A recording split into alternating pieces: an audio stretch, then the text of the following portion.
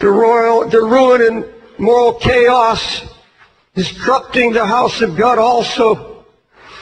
How else do you explain the multiplied numbers of Christians go home and watch HBO, a program I've never seen? I don't have television, but I read about it in the newspaper today, in the New York Times, called The Sopranos. This is a mafia bunch that kill and murder and maim. Gratuitous sex, cheating, lying, mafia. And we have millions of Christians now in the United States getting together and talking about the next show, and they're addicted to it. Addicted. Some of you hearing me now, that's your favorite show.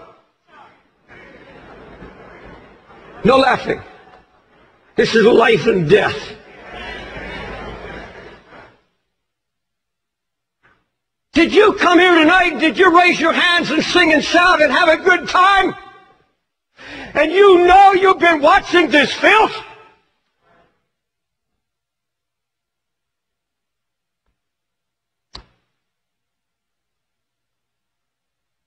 Now, I believe in the love of God.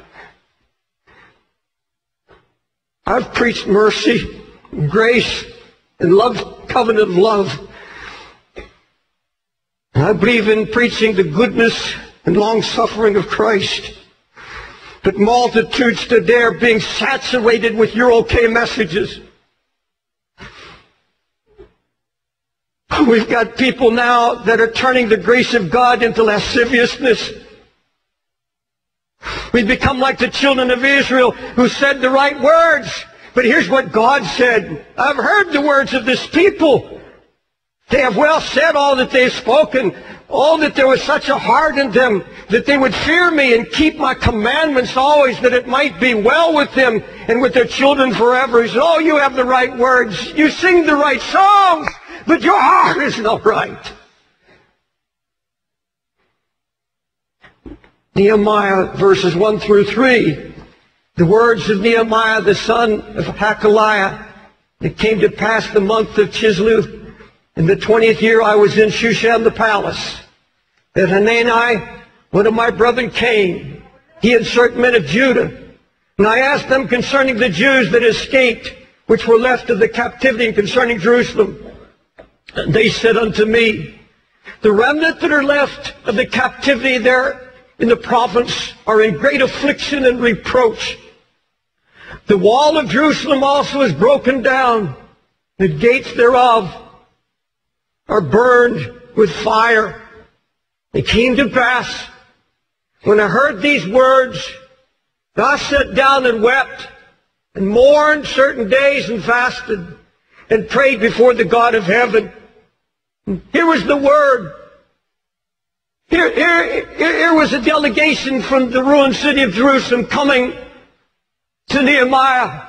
It said Jerusalem is broken down. The walls are down. There's ruin, nothing but ruin. Now these, I'm sure, were godly men. These were good men, but they had no concept of how God was going to deal with the situation, how He was going to bring about a recovery. They had no concept of what God was going to do. Had no call. All they could see was ruin and brokenness and despair and hopelessness. Verse 4, when I heard the words, I sat down and wept and mourned certain days and fasted and prayed before the God of heaven. You see, God found a praying man, and He takes him down into the waters of baptism of anguish. This man goes down into anguish. And in verse 6, I pray before Thee now day and night, confessing the sins of the children of Israel, which we have sinned against Thee. Both I and my father have sinned. Now folks, look at me. Nehemiah was not a preacher. He was a career man. He was a king's cupbearer. He was in comfort. He was in royalty. He had made, so to speak. But this was a praying man. And God found a man who would not just have a flash of emotion, Not just some great sudden burst of concern and then let it die. He said, no. I broke down. And I wept. And I mourned. And I fasted. And then I began to pray night and day. When I heard, I wept. Why didn't his brother, Nanani, why didn't these other men, who apparently were godly men because later Nanani was given the rule of the city, why didn't they have an answer? Why didn't God use them in restoration? Why didn't they have a word? Because there was no sign of anguish. No weeping. Not a word of prayer. It's all ruin. That's all they could see. Does it matter to you today? Does it matter to you at all that God's spiritual Jerusalem, the church, is now married to the world? That there's such a coldness sweeping the land. So many people I know that were my friends, and I see them go one by one, husbands and wives, into such passivity. Going to churches where they can find smooth messages, no longer wanting to hear anything of wrath or of correction. Some of my closest friends, I see them falling by the wayside, and the cry is it nothing to you?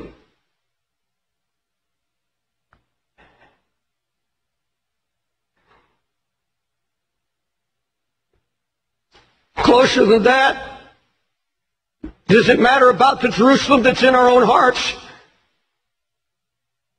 The sign of ruin that's slowly draining spiritual power and passion, blind to lukewarmness, blind to the mixture that's creeping in.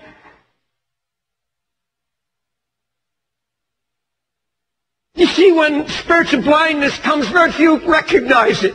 It's the last recognized thing that happens to a child of God.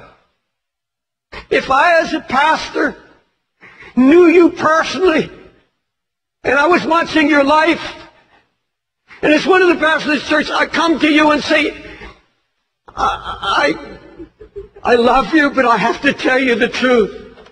You're changing. You know what you were. Something of the world has gotten your heart. I don't know if it's television. I don't know what it is that has your heart, but I see changes in you. I don't see the brokenness.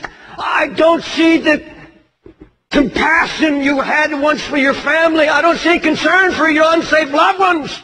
You're changing. Little by little, something's happening to you. Would it bring you to your knees when the ruin that you are not even aware of is suddenly brought before your eyes?